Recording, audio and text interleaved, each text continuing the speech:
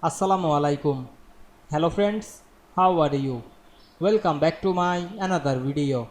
In this video, I am going to show you how to copy data from one sheet to another in Excel with formula.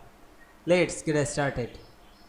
At first, you have to open your Excel spreadsheet. We can see here a data table and included some text and formula.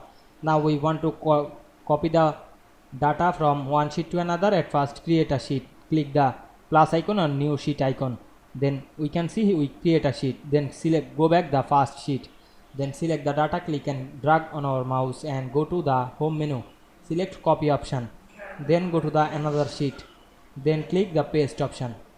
Then we can see the all column and row is not perfect. Now double click this option and make the all column row adjust.